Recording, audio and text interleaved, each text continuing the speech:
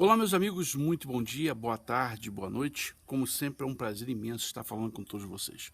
Hoje eu gostaria de mudar um pouco o tema, já que nós vimos falando já em alguns vídeos, em 6 vídeos, sobre o Atalaia. Nós vamos continuar falando sobre o Atalaia, mas no dia de hoje eu gostaria, quando você tivesse a oportunidade e a curiosidade, que você abrisse a sua Bíblia no livro de Atos, capítulo 18.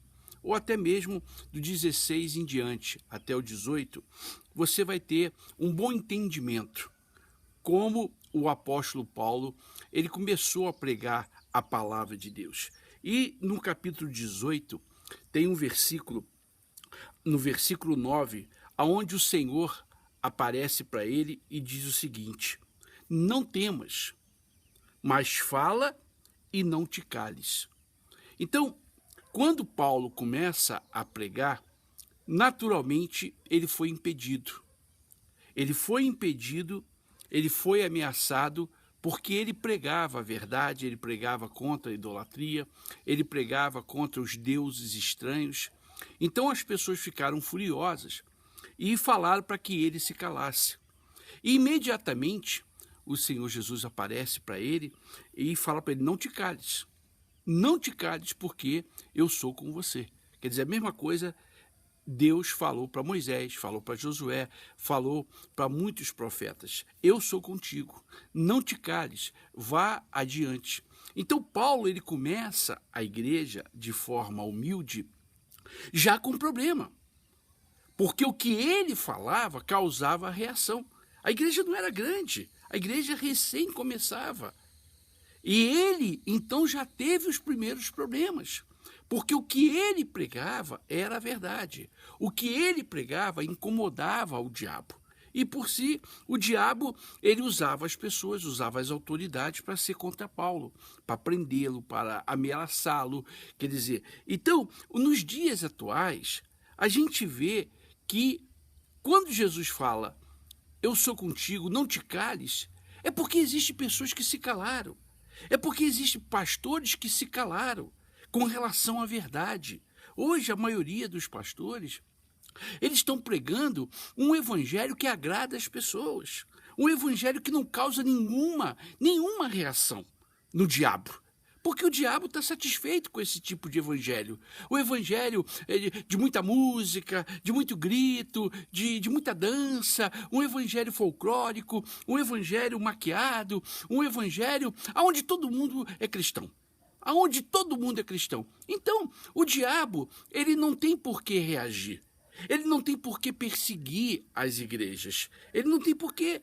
Porque o evangelho, que hoje, na maioria das igrejas, não são todas naturalmente, é um evangelho muito social, um evangelho bonito, não é verdade? Um evangelho que não tem perseguição, um evangelho que não tem aflição. Quando a Bíblia fala que aqueles que pregam o verdadeiro evangelho sofreriam aflições, sofreriam perseguições, seriam impedidos, seriam calados. É isso que nos ensina a Bíblia. Mas a Bíblia moderna, a Bíblia atual que os pastores estão pregando, é um evangelho que só tem prosperidade.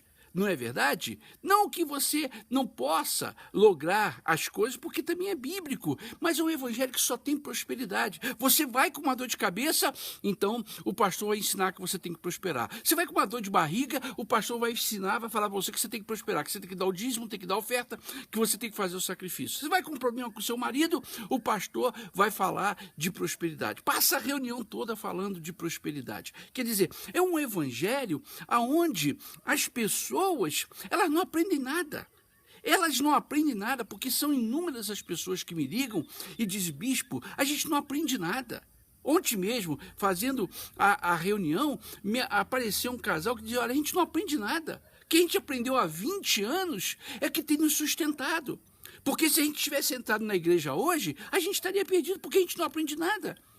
A vantagem é que o que eu aprendi há 20 anos atrás tem me sustentado, tem sustentado a minha fé, tem sustentado o meu temor para com Deus, porque nos dias atuais, se eu entrasse na igreja hoje, eu não aprenderia nada. Então, esse é o evangelho. Então, quando Deus fala, olha, não te cales, é porque tem gente que se cala com relação à verdade, com relação à idolatria, com relação ao pecado, com relação à mentira, com relação ao adultério, à fornicação, à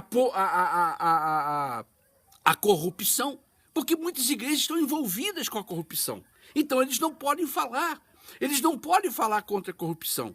Eles não podem falar contra a mentira, porque muitas igrejas, muitos pastores estão mentindo, estão mandando os obreiros, os membros, os advogados mentirem.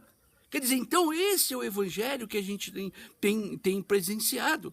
Esse é o evangelho que a gente tem presenciado. Então, eu gostaria que você lesse o capítulo 18 e o capítulo 17 também, de Atos, que você vai ver que Paulo não se cala. Ele não se cala. E as pessoas, Deus colocou pessoas para ajudá-lo.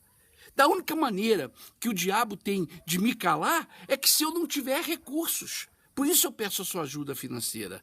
Porque eu estou começando a igreja de uma forma humilde. Nós estamos todos os domingos em Santo André, começando a igreja, e eu preciso de recursos. Você quer que eu não me cale, que eu continue pregando o que eu prego? Então você tem que me ajudar.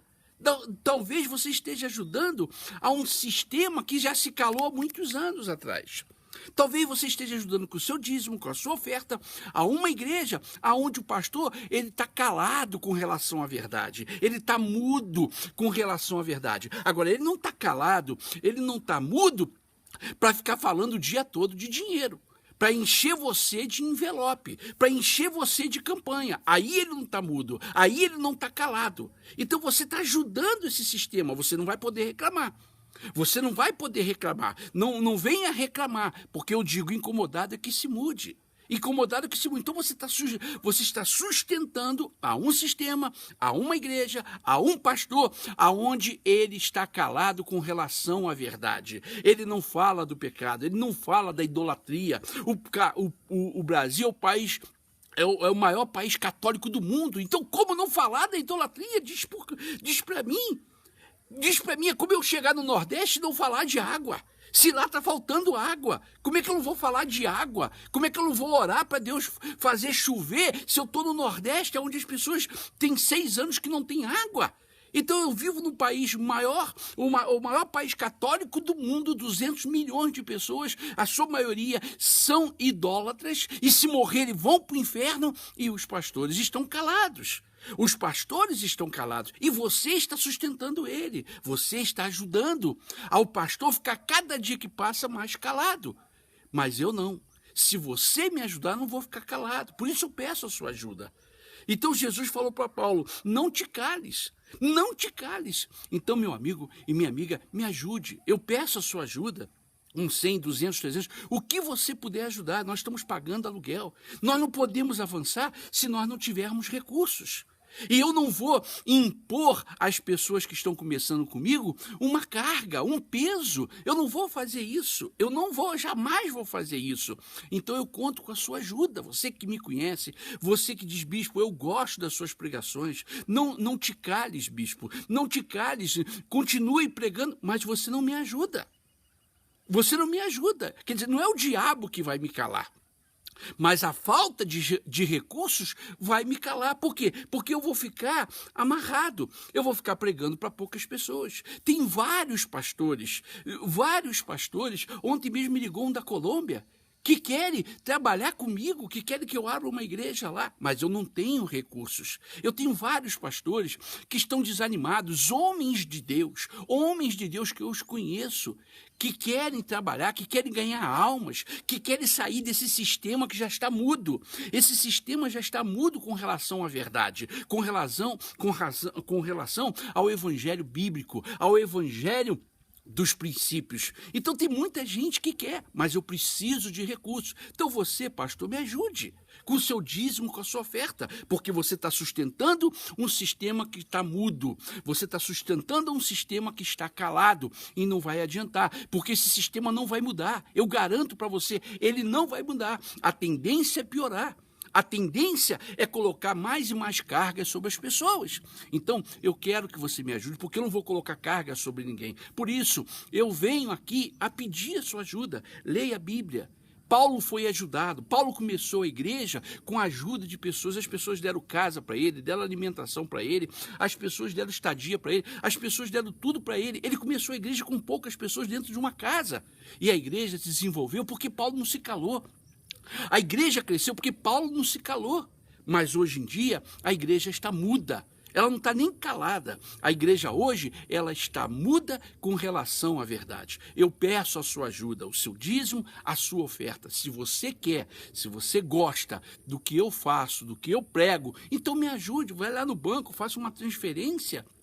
Com 100, 200, 300, 500, o que você puder. Não deixe de pagar suas contas. Mas você, não, eu vou ajudar o bispo com 100 reais, 200 reais, 300. Eu vou dar o meu dízimo para a obra que o bispo está começando todos os domingos em Santo André.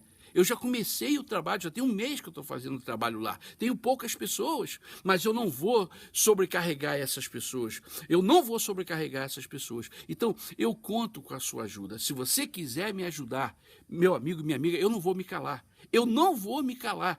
Porque Deus é comigo, e Deus é comigo, e Ele não quer que eu me cale. Vivemos no maior país católico do mundo, e a idolatria, todos os pecados, todas as abominações começam com a idolatria. Começam com a idolatria, mas os pastores estão mudos, os pastores estão calados. Qual foi a última vez que o seu pastor falou da idolatria?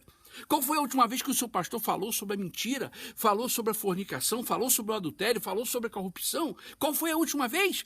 Talvez você não se lembre. Agora, você se lembra que na semana passada, no dia anterior, no dia de ontem, ele só falou de dinheiro. Ele só falou de dinheiro, de dinheiro, de dinheiro, de dinheiro. Quer dizer, você não pode nem levar uma pessoa nova na igreja porque o pastor vai expulsar aquela pessoa porque é só dinheiro. Não que o dinheiro seja errado, porque eu estou pedindo dinheiro, estou pedindo a sua ajuda. Agora tem o seu tempo, e ninguém é obrigado a dar nada. Você tem que dar voluntariamente, você tem que dar se Deus tocar no seu coração. Por isso eu digo, se Deus tocar no seu coração, meu amigo, minha amiga, me ajude. Se Deus não tocar, você não vai me ajudar. Se Deus não tocar, se o Espírito Santo não impelir você a me ajudar, você não vai me ajudar, ainda que você tenha. Então, eu peço a sua ajuda, eu coloco o número da conta. Me ajude a não ficar calado. Me ajude, meu amigo, minha amiga, a falar a verdade para as pessoas. Já comecei o trabalho em Santo André, na cidade São Jorge, todos os domingos, às 10 horas da manhã, eu estarei ali. Eu quero começar, tem gente em Taubaté que quer que eu abra a igreja lá, mas eu preciso de recursos. Então, se você me ajudar com o seu dízimo, com a sua oferta, repito, talvez você esteja incentivando com o seu dízimo, com a sua oferta, para que esses sistemas permaneçam como estão, calados e mudos com relação à verdade. É você que sustenta esses sistemas, tá bom? Que Deus abençoe a todos. Se você puder, compartilhe esse vídeo com seus amigos. Até lá.